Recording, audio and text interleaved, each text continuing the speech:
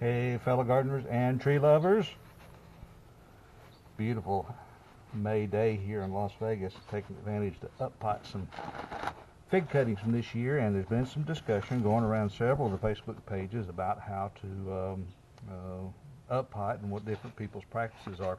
And with traditional growing practices of normal trees, grafted trees and such as that, we're always told to keep the soil level line the same, to always plant right back at where the soil level, the soil line was from the grower. However, with a fig, I feel like it's different.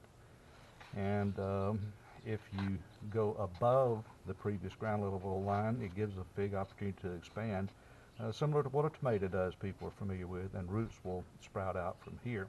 Also a question about what happens to the little nub here.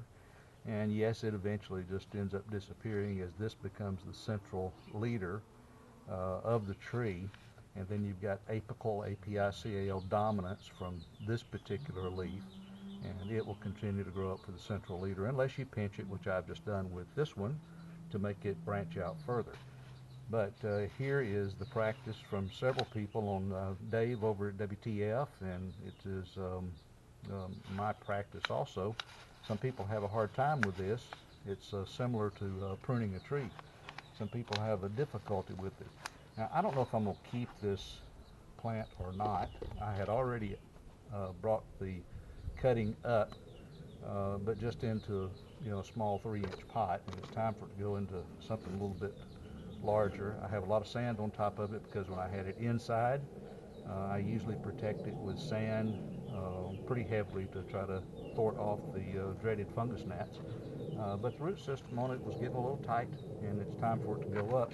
And I'm just going to carry it up, since I don't know what I'm going to do with this particular plant. I'm just going to carry it up to a 1 gallon size, and you can see there's nothing in there, and there's going to be nothing in there but just a handful right on the very bottom.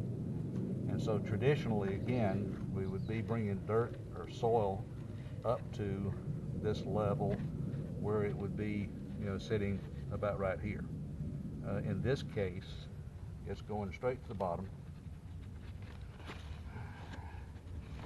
Wasn't too gentle.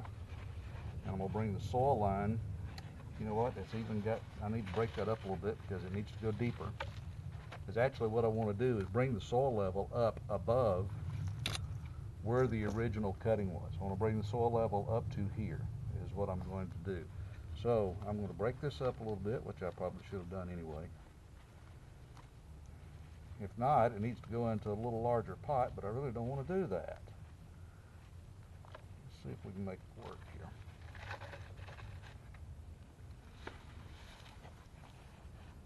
Yeah, that's going to be pretty close. It's going to be pretty close. I'm not going to get that covered up though. So it's just going to have to live the way it is, because I'm not going to put this into a larger pot. But I think that that will give most everybody the idea that on a fig cutting or fig of any kind, it doesn't have to be potted up at the original soil level like you would with a traditional tree or traditional fruit tree. So that little guy is going to go from being, a foot tall back down to being 8 inches.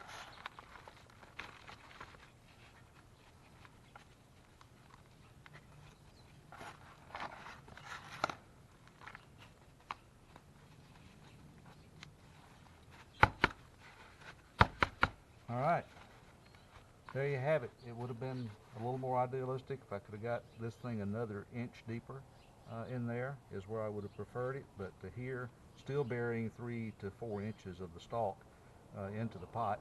And now's the time to give it a little nutrition and blast it again with some mycorrhizae. And this thing will take off and be a beast before the end of the summer. Hope that clears things up and helps some of you.